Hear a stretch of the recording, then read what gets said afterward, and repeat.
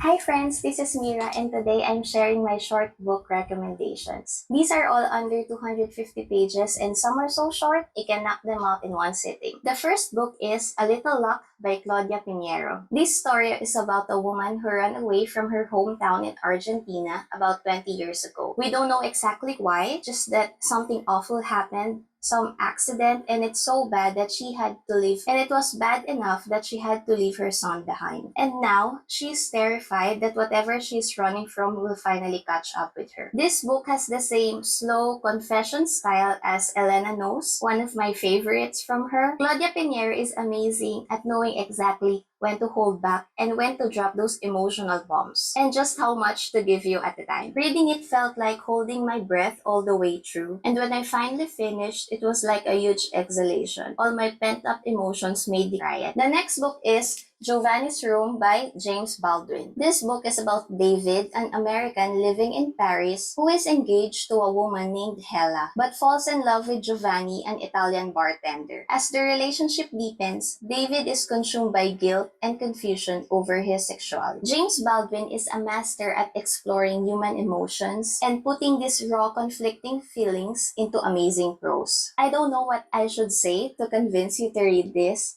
The plot is pretty straightforward, but James Baldwin managed to elevate this into a work of art. I just love him so much. So yeah, James Baldwin, Giovanni's Room. The next book is The Awakening by Chopin. Edna is a married woman on a vacation with her husband and kids. While there, she starts questioning her life, her marriage, motherhood, and what she really wants. She grows close to a man named Robert, and their connection sparks something in her, a desire for freedom and self-discovery. As Edna starts to break away from society's expectations, spending time alone, painting, and even moving out, she realizes how trapped she felt all along. But the more she awakens to her true self, the more isolated she becomes, leading to a heartbreaking and powerful ending. The Awakening is a novel ahead of its time. It's originally published in 1899 with a controversial take on the role of women and how a woman should act within the bounds of marriage. Kate Chopin's writing is a breeze to read for a classic, and I'm so intrigued on what more stories she let out into this world. The next book is The Yellow Wallpaper by Charlotte Perkins Gilman. So this is about a woman who's taken to a big old house for the summer by her husband, who is also her doctor. She's dealing with what they call a nervous depression, and he insists that she follows this strict rest cure. Just she ends up stuck in this upstairs room with a peeling yellow wallpaper that she absolutely hates. Over time, she becomes so obsessed with it, convinced that there is a woman trapped behind the patterns. As the days go by, her grip on reality starts to slip, and she begins to see herself in that trapped woman. So this story surprised me in the best way possible. The narrator's slow descent to madness is superbly shown. It also opens a lot of conversation with regards to the position of women in a marriage, more specifically its power imbalance, as well as the disregard to mental illnesses and the harm this flippant reaction causes. The Yellow Wallpaper is one of those books that gave me a visceral reaction upon finishing this. I got goosebumps and felt completely spooked at the end. The next book is I Who Have Never Known Men by Jacqueline Harpman. The story follows a young girl who has been locked up in an underground bunker with 39 other women. She's never seen the outside world or even a man. No one knows why they're there, and the guards never speak to them. One day, the guards disappear and they manage to escape. But outside, it's just a bleak, empty world. As they try to survive, the narrator starts questioning everything: who she is, what it means to live, and how to make sense of a life with no past and no clear future. It's a blend of sci-fi and post-apocalyptic vibes. Just a heads up though, this book leans more on raising questions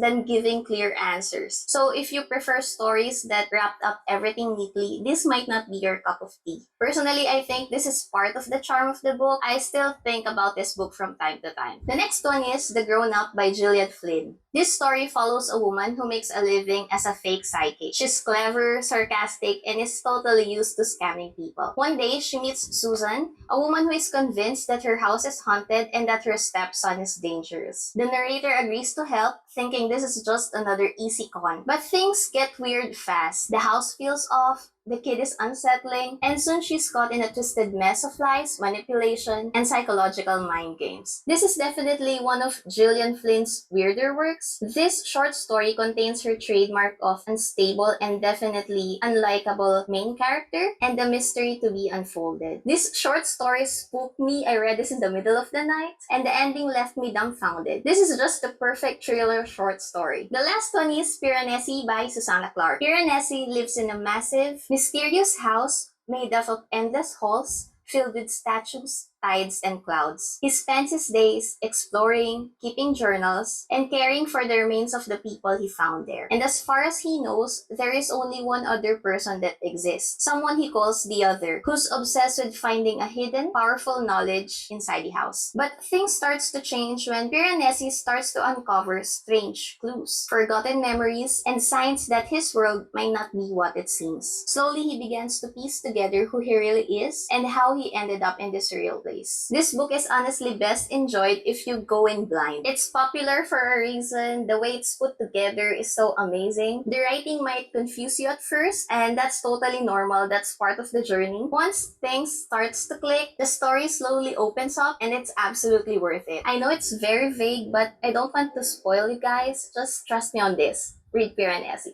And that's all for this video, friends. If you want more short books recommendations, I made one last year. I'll link it below for you guys. Again, if you're still here, thank you for staying with me till the end. I hope you found something here that interests you. See you in the next video. Bye-bye.